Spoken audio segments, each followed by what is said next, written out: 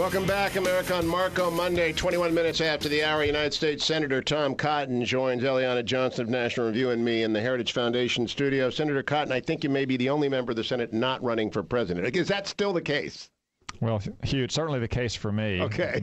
The only challenge I've faced these days is trying to assemble baby cribs and strollers and car seats. Are we getting close? 10 days from today is the due date, and no later than 14 days from today. Congratulations. I think no later? Oh, you've got. We've got a date for inducement. Yeah, Okay. I think Mom may be ready to go right now. So if I get a text message and run out of here, you'll understand why. Would you please talk to Mrs. Cotton and tell her that you never miss Monday? And so if the baby comes on a Monday, you're just going to have to call from the delivery room because you're pretty regular on Monday. Well, I can't say that I'm going to provide all that much help in the delivery room since we haven't had any training or classes or anything. We did get baby CPR last week, so we'll be ready to slap his back if he starts choking on something. Isn't it Rangers lead the way? Don't you know how to do everything? Don't they teach you delivery at the Rangers school? You know, I always found it relatively easy to cope with the battlefield, blood and gore you might see, but I don't care too much for the antiseptic hospital side of it. So, all right, well, we'll let you have that now. Senator Cotton, two big stories today. They're named Marco and Hillary. So Senator Rubio declared for president. We played his speech in the first hour. He talked about a new generation of leadership necessary for America. I know he's your friend, but what do you think about this new generation leadership? Well aware that you're talking to a 59-year-old. 59 is not a new generation? No, it is. It's a generation younger than Hillary.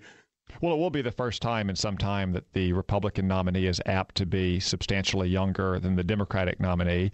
And if you just look over recent open elections, 2008, 2000, and 1992, although technically it was an open election, oftentimes the American people, when they're looking for change, are looking for a new generation.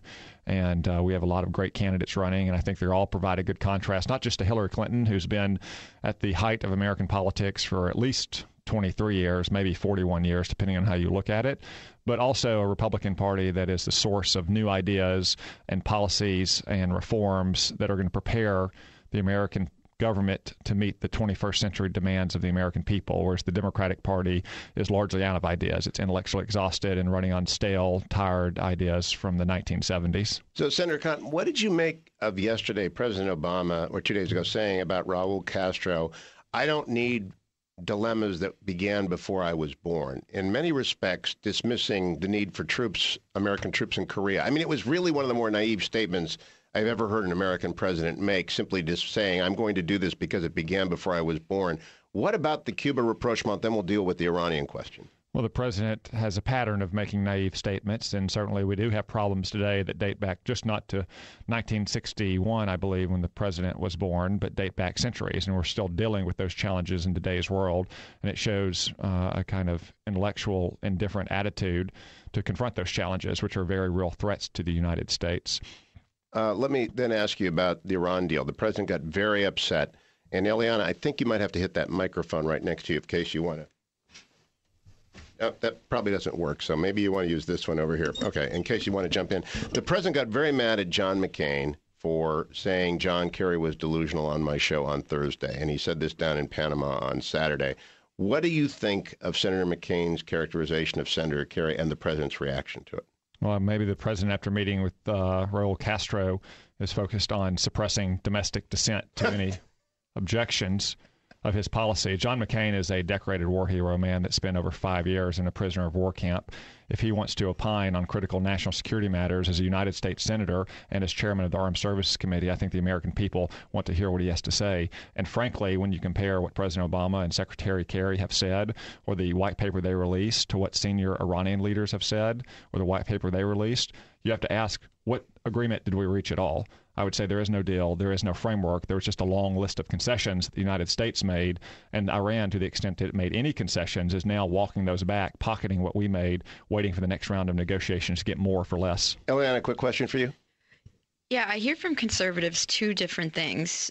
First, I think there's a group that thinks the president is a radical, and so what we're seeing happen on the world stage right now is exactly what he's intended. And another group say he's naive, and so he doesn't know what he's doing.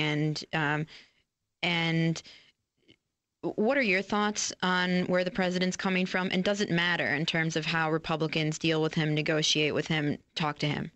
I don't think the results in Switzerland earlier this month were the result of incompetence or naivete or bad negotiating strategy, although some of that may be present. I think it's the result of an ideological commitment. The president is ideologically determined to have a grand rapprochement with Iran, and he can't do that unless he has some kind of nuclear agreement with them, no matter the terms of that nuclear agreement. This goes back to his earliest days in office when he did not stand by the Green movement when Ayatollah Khamenei and Mahmoud Ahmadinejad stole an election in May and June of 2009. It goes back to statements he made during the campaign. Now, why he has that commitment is really a question of motives, and I don't know what his motives are, and I'm not eager to question them, but I would say it's a matter of his ideology, not incompetence or naivete. Now, can Secretary of State Clinton distance herself from this Iranian deal, however it turns out, and this Iranian policy, however it unfolds, which I think is going to be disastrous and badly, but can she get away from it? Secretary of State Clinton fully owns the Iran policy of the Obama administration. She and one of her senior advisors, Jake Sullivan, helped conduct the negotiations secretly in Oman throughout 2012 that led to the joint plan of action that has reached us to the point we are today. So as to quote Jeb Bush from your show a few weeks ago, there's no way that Hillary Clinton can Heisman stiff-arm the president's foreign policy, not just on Iran, but anywhere else. Now, today it was announced that the Russians are going to sell the S-300 missile defense system to Iran as a result of the breakthroughs achieved. How can they say that in good faith when there is no agreement? I mean, this doesn't make any sense. Well, it just goes to show that Russia is not a partner. We certainly shouldn't be treating them as a negotiating partner or friend in the P5+1. They're a rival and an adversary.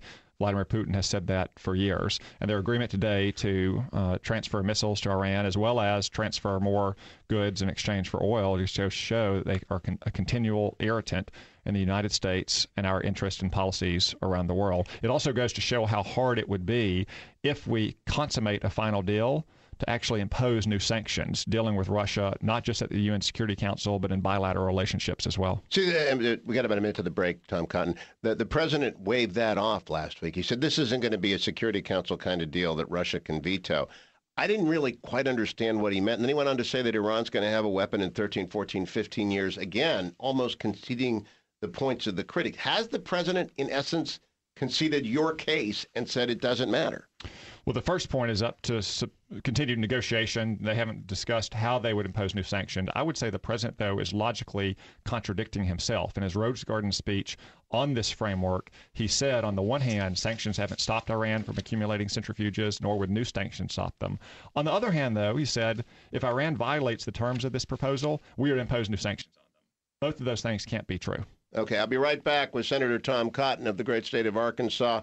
You can follow him on Twitter at Tom Cotton AR. Am I right about that? Tom Cotton? That's my political account. You can also follow my official account at SEN Tom Cotton. And Eliana Johnson, who you can follow on Twitter at Eliana Y. Johnson. Don't go anywhere, America. I'll be right back. It's the D.C. edition of the Hugh Hewitt Show.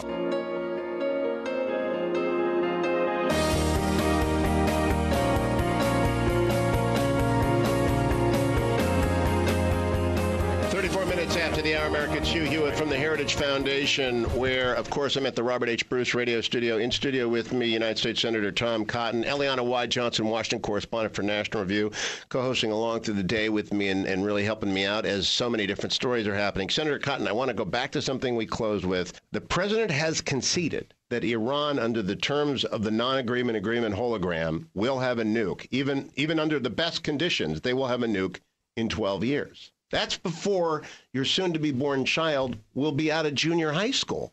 That's right, Hugh. It's hard to interpret his comments in the NPR interview any differently or the White House's own fact sheet. They say their goal now is not to prevent Iran from getting a nuclear bomb, but to prevent them from getting one within just 1 year. And many of the terms last for 10 years. So I don't see how you could interpret it in any way other than Iran could have a nuclear bomb in just 11 years. And that's if they follow every single term of the proposal, which Iran does not have a history of doing with nuclear agreements. Now, he said 13 to 15 years, but regardless, whether it's 11 years or whether it's 15 years, that's within most of our lifetimes. As you say, it's before my unborn child even gets into high school. And I don't want America to live under the shadow of a nuclear Iran for the rest of our life. Look what happened when North Korea got the bomb after just 12 years when they reached the agreed framework in 1994. Eliana? So I was talking with a foreign policy expert who has helped advise some of the potential 2016 candidates. And he said to me something that I was surprised to hear, which is that he doesn't think 2016 will be a foreign policy election because there won't be that much room between the positions Hillary Clinton is likely to stake out and the positions of the eventual nominee on the Republican side. What are your thoughts on that, and how would you, what advice would you give to the Republican nominee about creating contrast between their record or their positions and those of Hillary Clinton? Well, I don't think 2016 will be only a foreign policy election. Elections never are, in part because the economy is still so weak and so many people are still struggling to make ends meet. They're working part-time jobs, or they had full-time jobs, or they haven't received a raise throughout the Obama administration. So there's still very real concerns that working Arkansans, working Americans all around the country have. But when Ronald Reagan got elected in 1980, it wasn't only a foreign policy election. It was very much about the stagnant economy of the 1970s and Soviet revanchism throughout the 1970s. I don't believe that Hillary Clinton will be able to stiff-arm President Obama's policies around the world, in part because she is the author of so many of those policies. She's the one who took the reset button to Russia, with Russia now invading countries in Eastern Europe and their rebel-supplied thugs shooting civilian airliners out of the sky. She's the one who started down the path of these negotiations with Iran. She is responsible for a whole host of Barack Obama's failed foreign policies. And as we've seen over the last 24 hours, she's showing no inclination to distancing herself from President Obama's policies, whether domestic or foreign.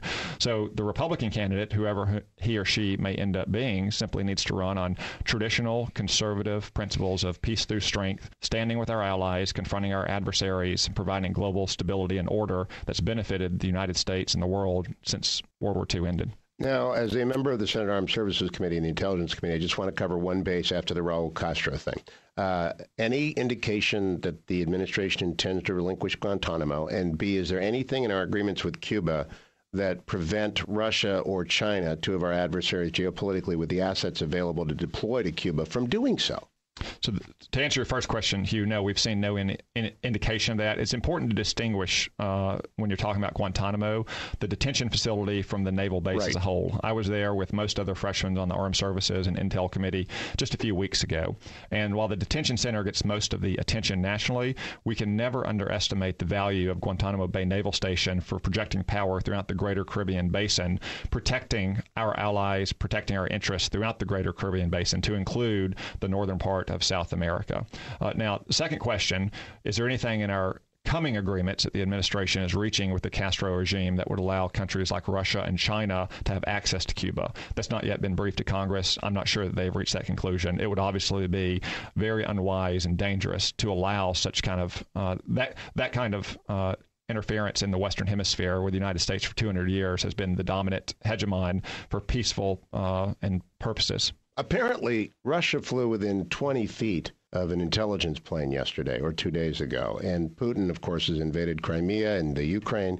He's selling this. And I don't put anything past him because he seems revanchist, almost provocative. Does this come up at all on the Hill that he may just be not the most rational of people? Well, Vladimir Putin spent a lifetime in the KGB. That's how he grew up, and he's still a KGB officer through and through.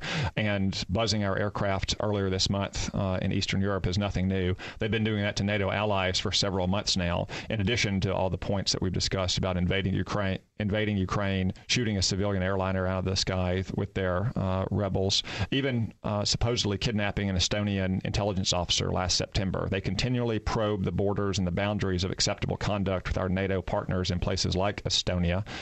And that's one reason why we need to stand up to Vladimir Putin, stand up to Russia, to make it clear that the cost of aggression against NATO in particular, but against his revanchism in general, is unacceptably high. Senator Tom Cotton, always a pleasure. Thanks for joining me at the Heritage Foundation. Thank you. Great to be on with you.